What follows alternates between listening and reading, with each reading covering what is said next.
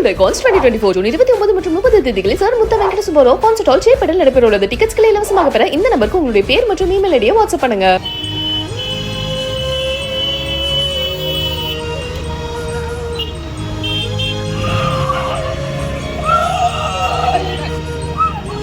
வயதான அரசு ஊழியர் தம்பதி தாங்கள் சேர்த்து வைத்த வீட்டில் தங்களை வசிக்க விடமாற்றாங்க.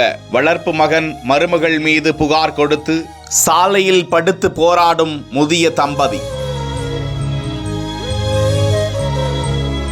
புதுக்கோட்டை மீனாட்சி நகர் பகுதியை சேர்ந்த தம்பதி தங்கராசு விசாலாட்சி ஓய்வு பெற்ற அரசு ஊழியர்கள். இவர்களுக்கு சொந்தமாக அப்பகுதியில் 1 கோடி ரூபாய் மதிப்பிலான சொந்த வீடு அமைந்திருக்கிறது. இந்த தம்பதி கலையரசன் என்பவரை தத்து எடுத்து வளர்த்து வந்த நிலையில் அவருக்கு பிரியதர்ஷினி என்ற பெண்ணோடு திருமணமாகி ஒரு மகள் உள்ளனர். இந்த நிலையில் அந்த தம்பதி தங்களை வீட்டை விட்டு வெளியேற்றி விட்டதாக, வயது முதிர்வான இந்த நிலையில் தங்களை யாரும் கவனித்துக் கொள்ளவில்லை. இறுதி காலத்தை தங்களுக்கு சொந்தமான வீட்டில் வசிக்க வளர்ப்பு மகனுக்கு உத்தரவிட வேண்டும் என புதுக்கோட்டை வருவாய் கோட்டாட்சியர் அலுவலகத்தில் மூத்த குடிமக்கள் பாதுகாப்பு சட்டத்தின் 2007 பிரிவின்படி ஏற்கனவே மனு அளித்து இந்த தம்பதி கோரிக்கை விடுக்க, இது குறித்து விசாரணை மேற்கொண்ட அதிகாரிகள் வளர்ப்பு மகன் கலையரசனிடம் எழுதி வாங்கிக் கொண்டு அவர்களை வீட்டிற்கு அனுப்பி வைத்தார்கள்.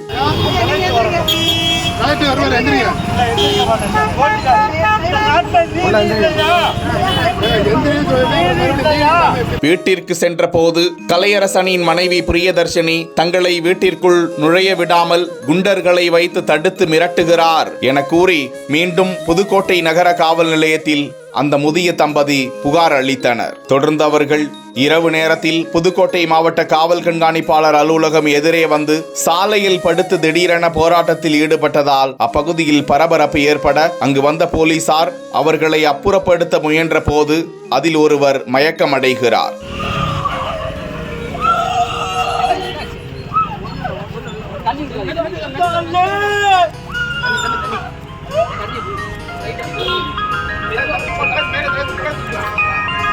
உடனடியாக அவரை மீட்டு புதுக்கோட்டை மருத்துவக் கல்லூரி மருத்துவமனைக்கு ஆம்புலன்ஸ் மூலமாக அனுப்பி வைக்கப்பட்ட நிலையில் போலீசார் இச்சம்பவம் குறித்து விசாரித்து வருகிறார்கள்.